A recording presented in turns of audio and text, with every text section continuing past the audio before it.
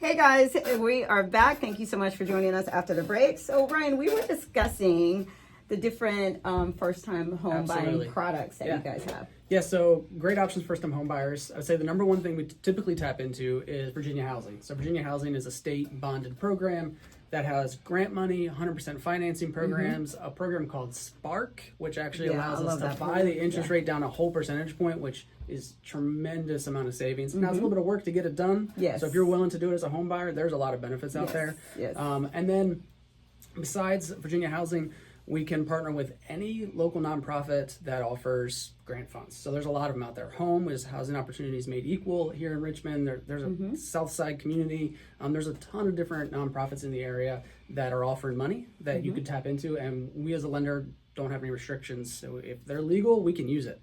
And then Guild itself has our own internal program called Zero. I like it.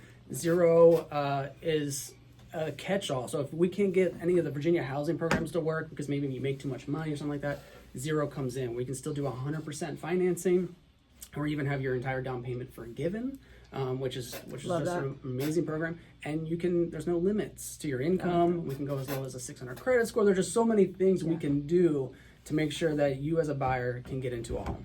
Yeah, that's awesome. That's awesome. And I will tell you this, that's why I literally send all of my first-time home buyers to Ryan. We get it done. And even if they're approved by another lender, there's a lot of great lenders out there, but even if they're approved by a great lender, I still just send them to you so that they can just have a second opinion. Absolutely. You know, weigh out the apples, compare apples to apples, and 9 times out of 9 they end up going with you because you find more options for you.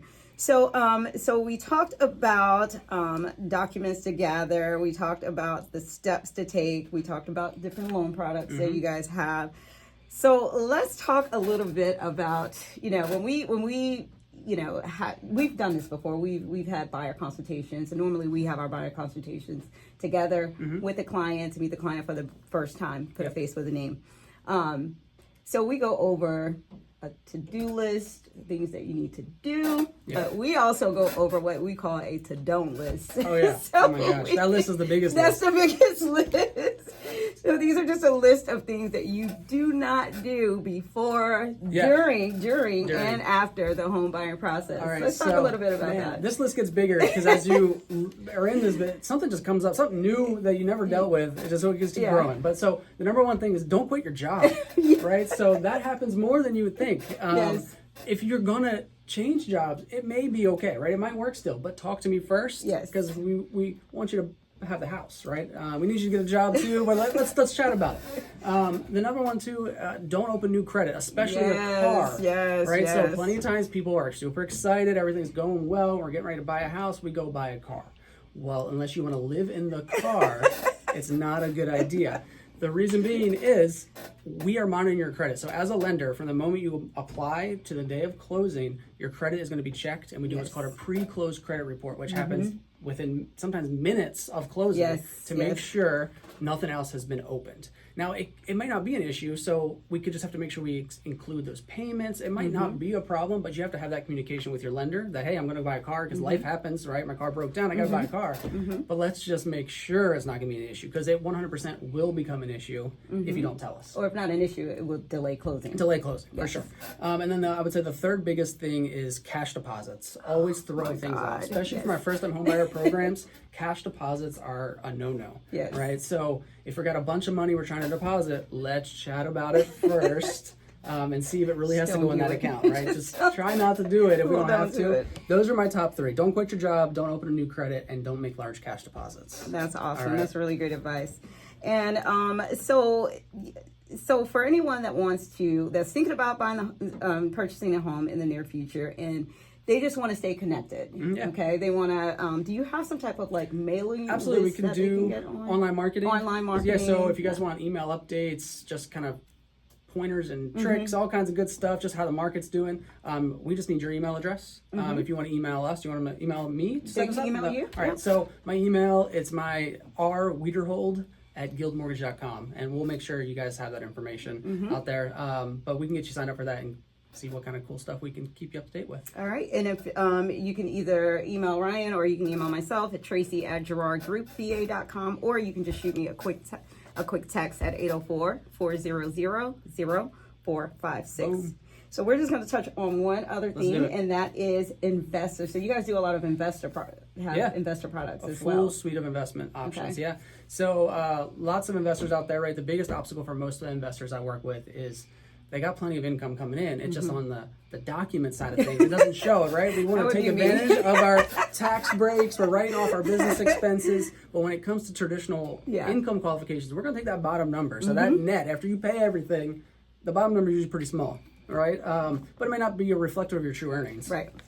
So there's a lot of programs out there, such as bank statement programs. Let's check your bank statements. Let's see the money coming in and going out, and we can use that to qualify you. Okay. There's a program called DSCR, which stands for Debt Service Coverage Ratio, and really what that means is how much is the mortgage payment, how much is the rent you're going to get. If those things are equal or close to the same, that's a loan they'll do all day. So that's an amazing. So that's awesome if you're building an investment portfolio. It's probably the number one thing we do for investment portfolio options. And then I got fix and flip financing. So I got a client right now that's found a property. They're going to fix it and sell it, but they wanted to tap into money to do so. So this, we look at the property and the expectation, how much are you going to be able to sell it for, and we can give you the money to help fix it up to sell it.